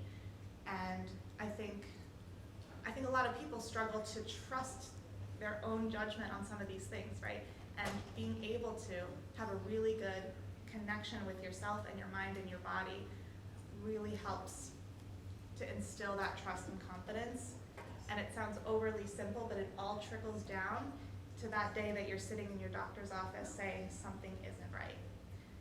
And so the foundation of all of this too is this idea of self-love and having a sense of knowledge and care and compassion and concern for your own life based on seeing a sense of value in your own life. So really boiling that down, then how do we recognize and strengthen this ability to love and care for ourselves? And it can really go back to core beliefs, right? What value do you feel you hold as an individual? Self-love is related to self-worth, and what value do you hold as a person in the context of the world around you? What gives your life meaning? What makes your life worth fighting for, right? These are like the big why questions that help understand the motivation for self-preservation in these situations. it's, I think, easy to get lost in this tornado of healthcare and reconnecting with this idea of why does it matter that I continue to live? Why is it important to me to make confident and strong decisions about what I need in order to continue to fight for my life? Why am I doing this, right? And so connecting with that why and finding ways to acknowledge that to yourself can be so powerful, right? And that can start with being more conscious and aware of celebrating some of the small wins, being conscious and aware when you are having good days and what's contributing to those good days, and identifying, okay, these are bad days. What can I do to improve this the next time? What is it that I need to feel better? How can I help to strengthen my ability to live well? And so creating a little bit of an action plan to figure that out can be really helpful. So part of that self-love, that self-confidence, knowing what you need is being able to recognize how your self-talk affects how you act, what you think, how you feel.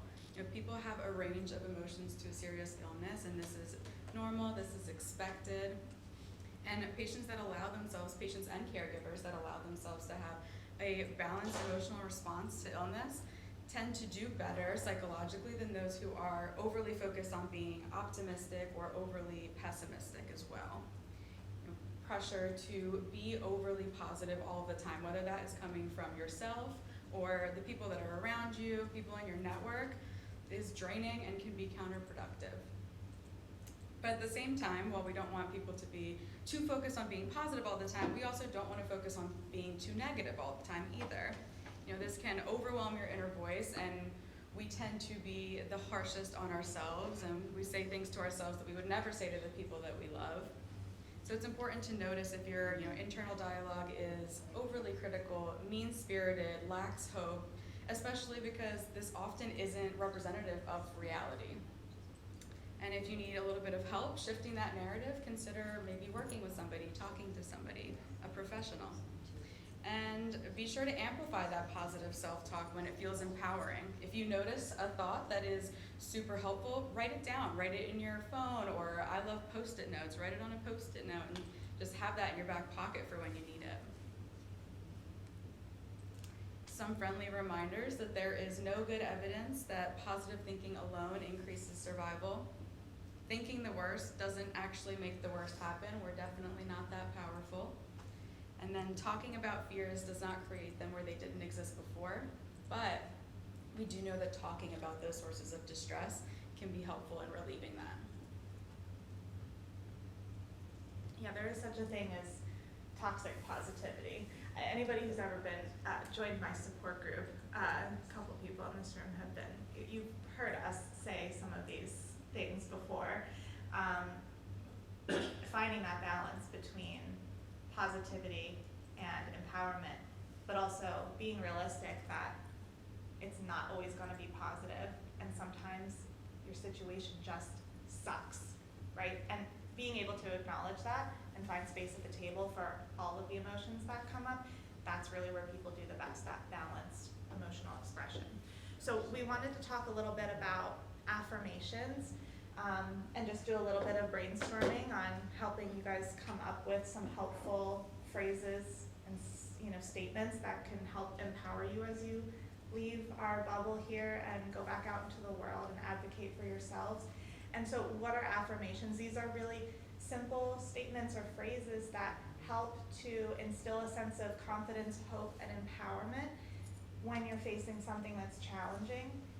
And these can be used in a million different contexts. Like Monika said, you can write them on a Post-it, you can put it on your bathroom mirror with a whiteboard marker, put a reminder in your phone that pops up so often during the day to remind you of some of these things. And they're meant to be this kind of balanced positivity with realism to help just remind you of things that you already know, things that you want to aspire to. And so there's a lot of different ways that these can look. So I want to just challenge, let's just take a few minutes and just think about what are some words or statements or phrases that help you feel grounded? What helps you feel safe? If you need to think of a specific scenario that triggers your stress or anxiety and think, what could I say to myself in that moment to help me feel better? Starting with, what attributes do you love about yourself, and using an affirmation to remind you of that, or what attributes do you aspire to have? I was telling Monika earlier, my mom and my sister have this practice of developing affirmations that start with the phrase, why am I so good at? In an effort to trick or convince yourself that you're already good at something that you're trying to be good at. So for example, why am I so good at being calm in stressful situations? Why am I so good at maintaining my decorum when someone is really pissing me off? Why am I so good at not flipping off that person who just cut me off in traffic, right? So that's one place to go, but also It's maybe... not good to hold that in, you're supposed to flip it. I know, that's a bad example. Bad example. Another way we could go with this, let's say you're in the waiting room waiting to get your MRI done and you're just feeling like, I don't know if I can go into that room, it's just too much. Maybe you could say something like, I've done this before and I can do it again, right? That's an affirmation. So, something like, I am safe, I am loved, I am capable, right? So, does anybody utilize this? Do you have any examples? Yeah.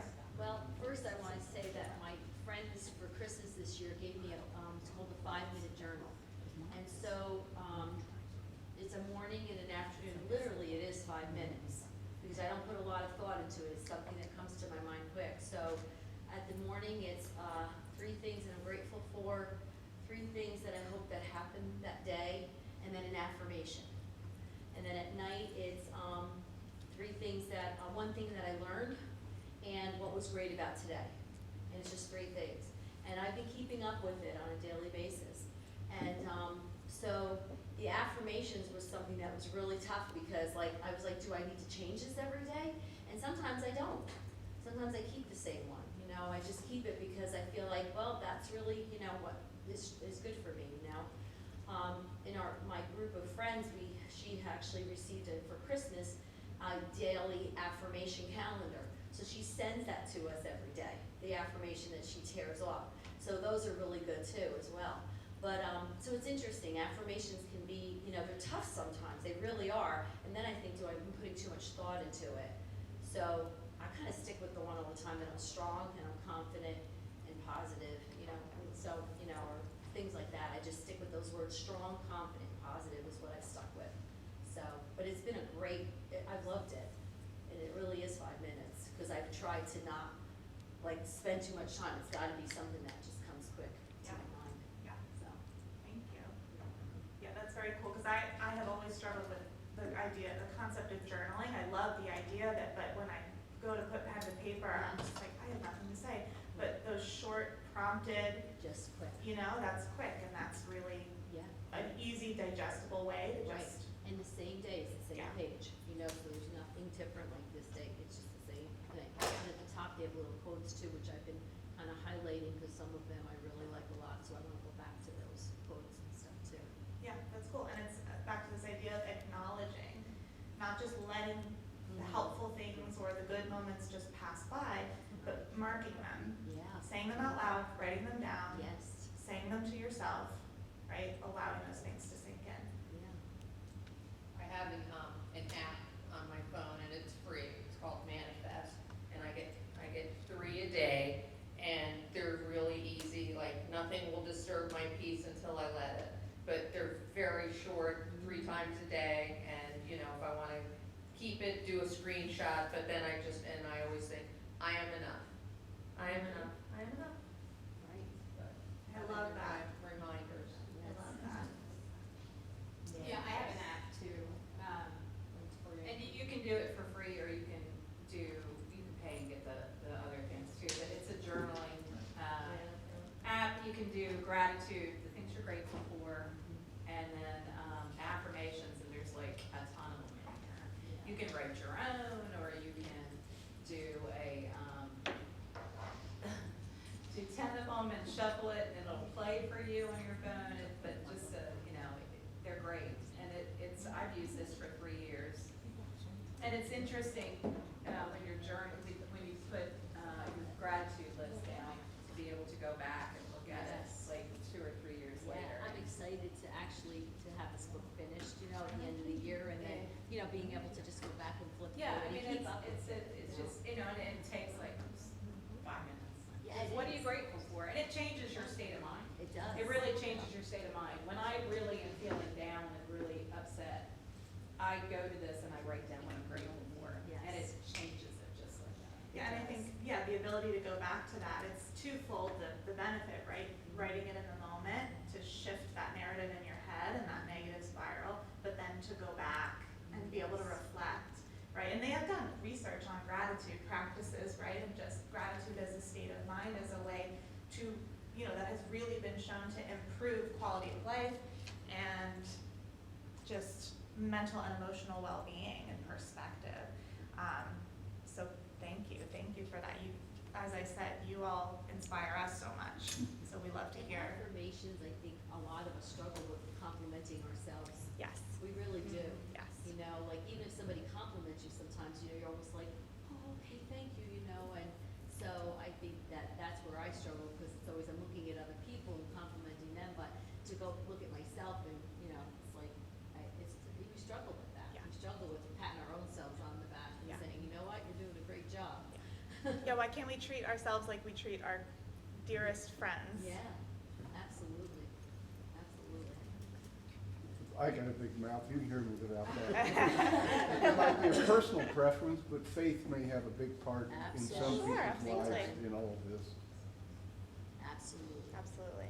That's always That's my, mine, that's the one of, Bible. that's one of my gratitudes every single day. It was the first thing, so absolutely. And a previous minister that we had, his was very simple. It was inhale faith, exhale fear. It was just 4 words. I've got a really great app too. It's you put in your gratitudes and then they come up as little stars in a jar. And when you want to, you can go to the app and shake it, and it'll just pop up one of your gratitudes from the last, like, yeah, it's super cute. And I think that, you know, the illustration makes it more fun. And you're like, yes, I would love to do this every day. Whenever you're feeling down, just give it a shake, and you got something that you were thankful for 2 weeks ago that you kind of forgot about. Well, and I've been doing this for years now, but I have a jar with Post-its and a pen next to it, and just like, you know, anything, like something funny, nothing negative is in there, and then on New Year's Eve, I open them all up and read them all. And I've been doing that for years now, and it's really fun to go back and, you know, remember something you did in January, you know, it's December, trying to, you know, remember things, something, it's very quick, just little small Post-its, nothing, not writing on a long story. It's very fun, I do that too. Thank you guys. I'm so happy that everyone's already doing this. We love to see it. We You love don't to even need hear us. it. Right, we're just repeating everything that you already know. But so kind of taking a little bit of a turn, but when it comes to self-advocacy, we talk about, you know, communicating how to get your needs across with your loved ones, your care team, kind of everyone in your support network. And part of that is being assertive without being rude, right? It's important to talk about what you need and what you want and get that across, but we can do that in a way that is mindful of everybody else a bit through our tone, our body language, our facial expressions, and choosing the words that we use when we're having these interactions. Preparing ahead to communicate effectively and using your time wisely is another way that works for your care team specifically, right? We have a very limited amount of time that we're talking to our care team and to our medical professionals, so maybe writing things down, knowing what we want to say, what's important for us to say, so that we don't miss any of it. But it's also for the people in your life, your support network. If you know that you're about to walk into a situation or have a conversation with somebody who is not giving you a lot of peace or is disturbing your peace maybe, you know, having that preparation beforehand will help it maybe not get into a heated situation. Knowing who to rely on for what in your network is important too. I think it's really hard for us to ask for what we need if we don't know who to ask, because then you're talking to a bunch of people, you're not getting very helpful answers, and then you don't get what you need, and it's harder to communicate what you need. Telling people what you need, they can't read your mind. We say that all the time. finding your voice. I think this one's really important. Communication, like anything else, is a skill. It takes practice, it takes time, and you just have to work on it, and eventually you find your voice. Communicating during a crisis or a heated situation looks a lot different, right? The way that you talk to people during one of these concerning situations matters. You can't be afraid to be firm and to advocate for what you need, but again, shying away from using harsh language, raised volume, which can be really hard when you're in the heat of the moment. And in these battles, maybe weigh the cost of the benefit of letting your emotions dominate an interaction. And when it does happen and you're in this heated situation, try some de-escalation techniques. Have them kind of in your back pocket. Maybe take some deep breaths, take a walk, take a moment to recenter your intentions and recenter yourself for that situation. And then at the end of the day, remember that healthcare is a customer service industry and everyone is human. You know, care team members make mistakes, get annoyed, and they let their personal problems impact their attitude just like everybody else. Building a network of support. Having people in your life that support you helps you to support yourself. You know, seek out the people in your network who are trustworthy, organized, and who want to be involved. And then set boundaries with people that don't fall into this category, people who may not be a source of helpful assistance or positivity. And if a person is not adding to your situation in a productive way, they don't need to be involved. Know, again, who you can depend on for what. Not everyone in your life has to have the same role. Utilize different people for different things. And rise above guilt and asking for help. Find strength in vulnerability. There is a strength in acknowledging and asking for the support that you want or need, especially when it's to the people that care most about you.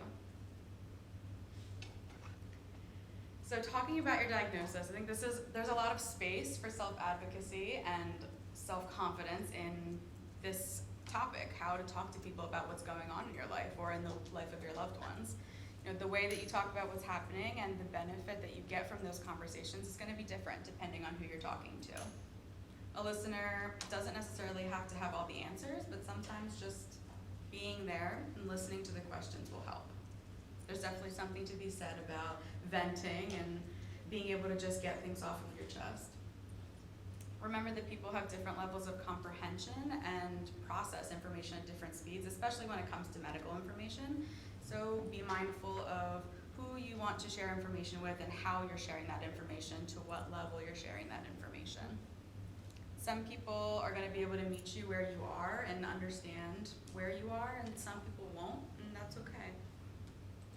And it may feel tempting when we are facing difficult situations to isolate and to not communicate with the people that are around us, but consider letting people in, because the people who love you can't help if they don't know what's going on.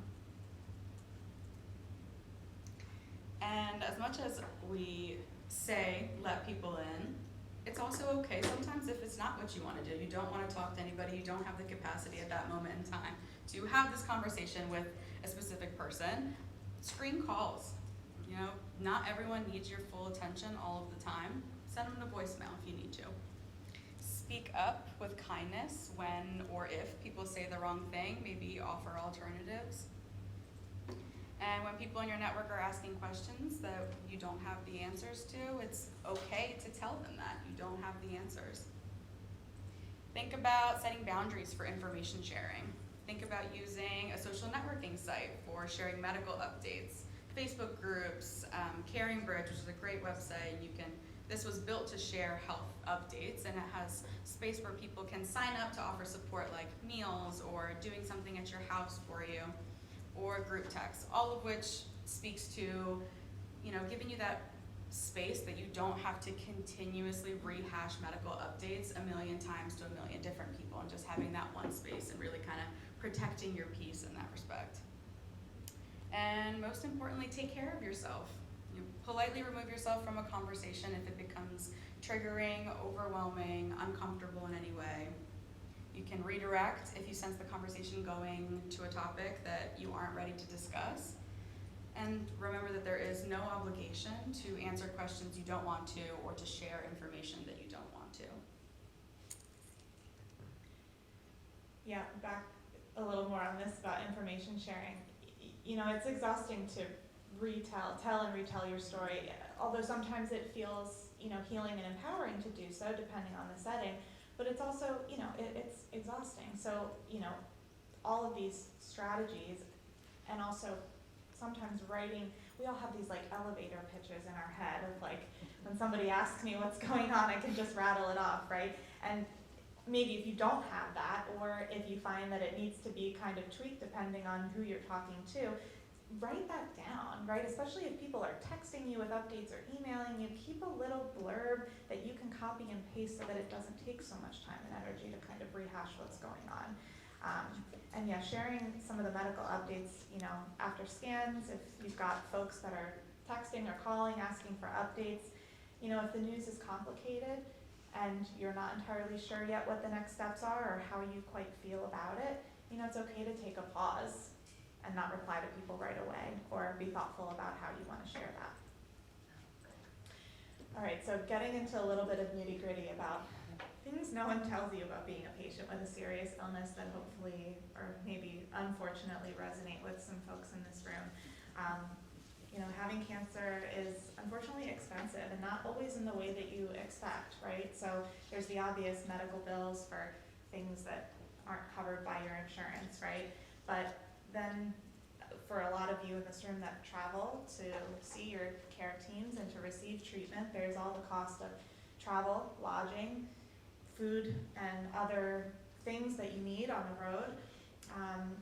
You know, if you're undergoing treatment and experiencing days that you just don't feel well, you may be utilizing your household utilities in a different way. That may trickle down to higher bills. If you're receiving a treatment that makes you cold all the time, you've got your heat hiked up and your gas bill is higher, right? You're making maybe an effort to eat differently or eat more, you know, healthy or organically, and that's going to be reflected in how much you're spending at the grocery store, right? There may be other, you know, drugstore items that you're purchasing on a more regular basis, right? Like all these little things do add up, and coupled with often a reduction of income if you're taking time off from work that isn't protected, you know, that puts a strain on the overall kind of household finances in ways that you might not expect.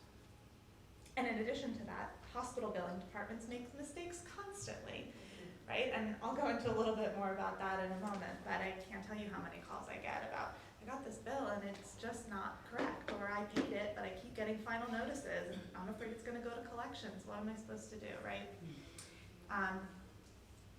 I think this is universal, but especially in the context of being a patient, as much as we'd love to, we can't assume that the help that we need is just going to be presented to us on a silver platter without asking.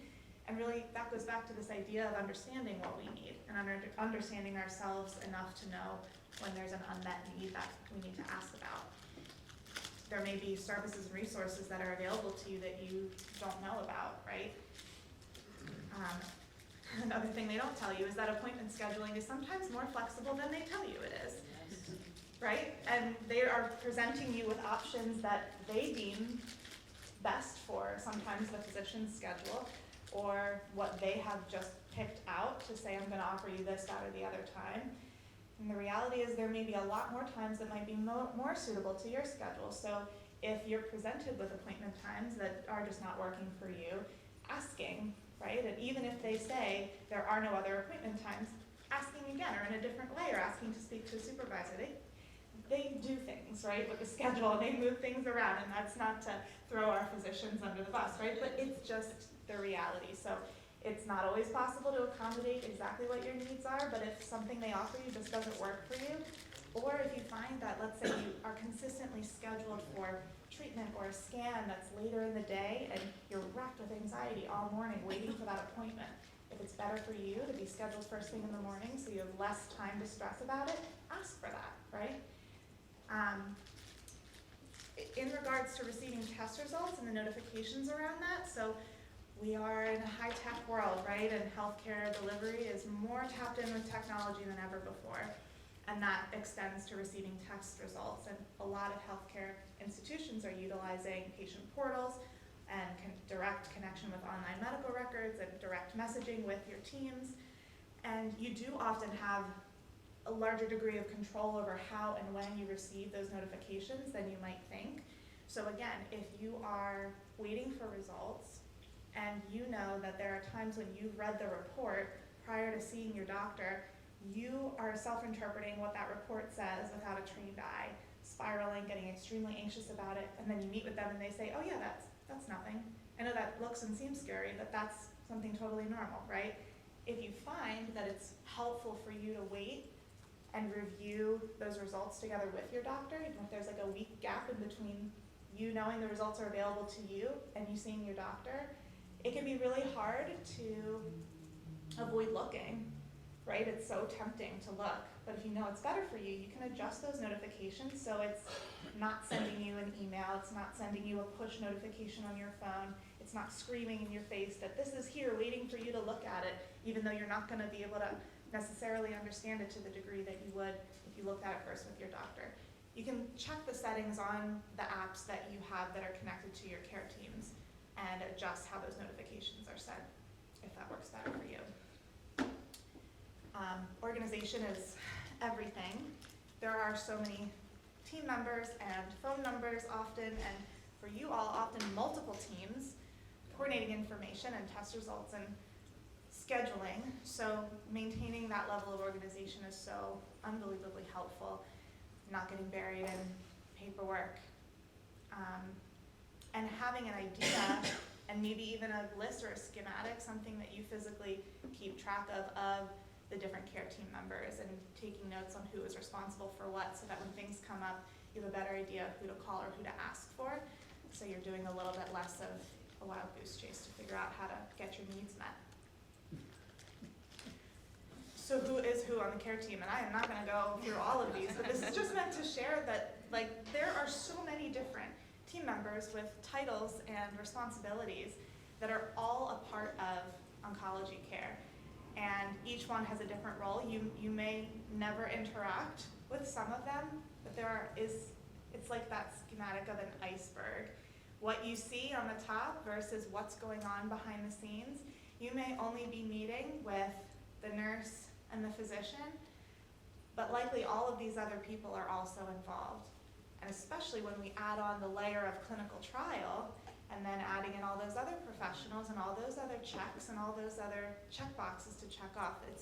It's a complicated picture. So staying organized and being thoughtful about, who's in the room with you and asking who they are and what their responsibilities are, and are they somebody that you should keep track of that might be of assistance in the future, or is this just someone that you are seeing once and they're a learner and you don't have to keep track of who they are.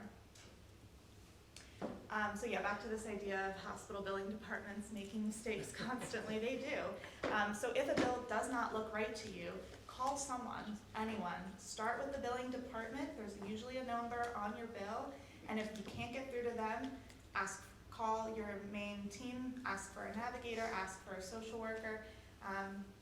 And if your balance is more than you can afford, there are often hospital-based financial assistance programs through billing departments that can help reduce or eliminate, depending on your financial situation, those kind of self-pay balances.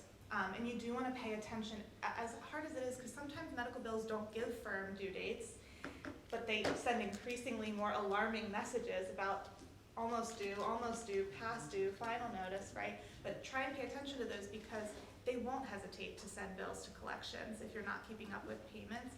And then once those bills go to collections, then you're not eligible for the same financial assistance through the hospital that you might have been before. So being thoughtful about that. So again, about how and when you receive test results, this really does matter because the radiologist reports can be misleading. They use sometimes different language in explaining what they're seeing on the reports. So as much as you can, try not to make assumptions. We've heard mention of Dr. Google several times this weekend. We want to try to avoid Dr. Google and consider waiting to review your results from the electronic medical record with the physician, as hard as that can be. And if that is difficult, but better, think about changing how you receive those notifications, like I mentioned before. And again, about communication. Communicate clearly with the provider about the expectations. If the results of this scan are bad, should I expect to hear from you before my next appointment? Are you going to call? do I need to follow up with you? If the results are good, are you gonna let me know, right? Or you just, if it's good, well, no news is good news, right? Setting that expectation. So back to this idea of finding your voice, right? This is essential as a patient, but it is exhausting. So some tips to take care of yourself. Consider bringing a trusted support person with you to your appointments when possible. Debrief before and after about what you want to cover and then what you did cover. You know, that time with the physician, it goes fast, it's short, right? So being thoughtful about what you want to get out of that visit. It's also easy to get lost kind of in the momentum of that visit, and then they leave the room and you realize, I have no idea what they just said, right? So having a trusted person or taking detailed notes can help you then review that later, really take in and absorb that information. Don't trust your memory, I never do. Notes are everything. If it doesn't go on my list, it doesn't happen, and it didn't happen if I didn't write it down, right? And again, trying not to assume, and if you can't avoid Googling, of course, as a patient with a rare disease, it's inevitable that you're going to be seeking out information online, right? But you want to, as much as you can, fact check what you're reading online with your physicians, because a lot of times what you're reading online is about other people. I mean, it's always about other people, right? And each body, each person's experience and expression of their disease is unique. So something that seems really scary might not apply to you at all. You really want to give your team a chance to care for you and care about you. And how you do this is by letting your team get to know who you are as a person, separate from as a patient, right? How do you spend your time? What is most important to you? Certainly, are there milestones or important events that you'd like to reach and you'd like to be present for, right?